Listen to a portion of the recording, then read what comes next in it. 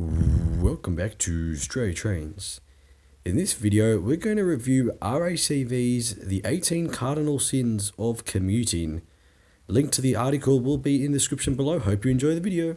This is a service to Strayatrains. stopping all stations direct to Strayatrains. First rule is don't talk loudly on your mobile phone, and I think that's a pretty fair rule just about everyone would agree with. The only thing that is a bit questionable is, of course, keeping it short and sweet. Whilst no one really cares about what you're talking about on your phone, technically talking on your phone is like having a conversation with someone else on the train, and no one cares if someone's talking to someone else on the train, so I don't really see the difference with it on the mobile phone as long as it's not obnoxiously loud. Rule number 2, don't lean on the poles during peak hour, and I think that's something that is generally respected very well amongst commuters. However, rule number 3 is where things get a little interesting.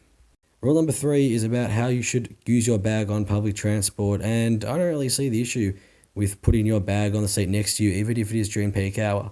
Of course, if someone politely asks, can they sit in the seat, then you remove the bag, but if no one asks and some people are happy to stand, I don't really see the issue with it. Rule number 4, wear headphones. Absolutely, but what they should have included is to not use a speaker. Some people, I'm sure we've all heard it once in our lifetimes, don't play music out of their phone, but actually connect their phone to a Bluetooth speaker and blast it on the speaker so the entire train, tram or bus can hear. That is an absolute no-no. Rule number 5, not giving up your seat in a priority area. Well, this isn't really debatable. It is firstly illegal not to, and you can get fined for not doing so. So nothing else to say on that one. Rule number 6 is hanging around the door area. Look, you're entitled to stand wherever you want or sit wherever you want on any public transport. And as long as you're not in the way of the door and people can exit and enter the transport, I don't really see the issue with standing wherever you want.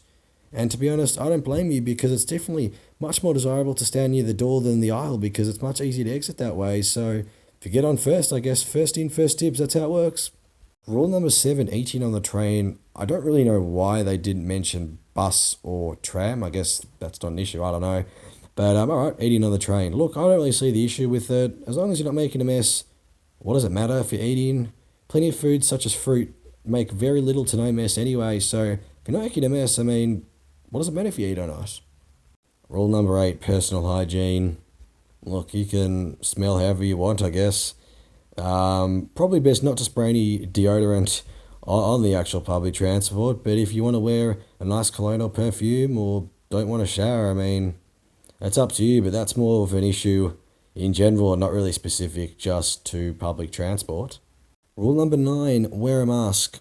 Whilst the article even says that it's not mandatory as per regulations, it still says that it's a sin if you don't, because remember the title is 18 Sins of Commuting. So that is absolutely, I would say, absurd. If you want to wear a mask, you can, but at the end of the day, you don't have to, and most people tend not to wear a mask. So if you don't wear a mask, is it a sin on public transport? Absolutely not. Rule number 10, using public transport like it's a bathroom. I guess if you're on the V line, you can use a bathroom, but other than that, yeah, I guess not. It is pretty disgusting that people clip nails on public transport.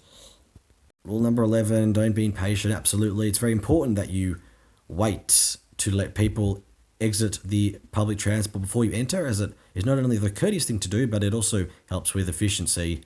In terms of, though, waiting for the transport to stop before you get ready to disembark, well, that's silly, because sometimes you need to prepare in advance. For example, if you're on a footy train after the big game and you're one of the first stops on your line, well, I can tell you right now, if you don't prepare about 30 seconds in advance to get closer to the doors if you're not near them, you're not going to get off in time, because it's just too packed. So in terms of that, you actually really should, or alternatively, make sure you just stand near the doors if you know you're one of the first few stops.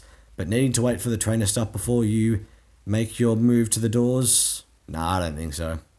Well, number 12, giving your feet their own seats. I thought this was a really funny way to put it. Yes, it's illegal, so I think by default it has to be a sin. Well, number 13, leaving your leftovers behind, and this kind of we touched on a few rules ago with eating, but absolutely that, I guess, expands to littering. That's got really nothing to do with public transport, that's just in general, you don't want to litter, so yeah, I guess, can't really argue with that one. Rule number 14, not being quiet on the V-line quiet carriage. Firstly, you don't need to have your phone in airplane mode. You can just have it on silent or vibration anyway. And to be honest, is this something that's kept? I think for the most part it is, but more often than not, there is people making noise in the quiet carriage. So, I don't know, this one's a bit of an interesting one, I guess. Rule number 15, standing on the tram steps, and for obvious reasons, not only should you not do it, it's actually very silly. The doors might not be able to close or open, so by doing that, you're not only going to get nowhere yourself, but you're actually going to hold up the tram for everyone else. So yeah, I mean, this one again, don't do it.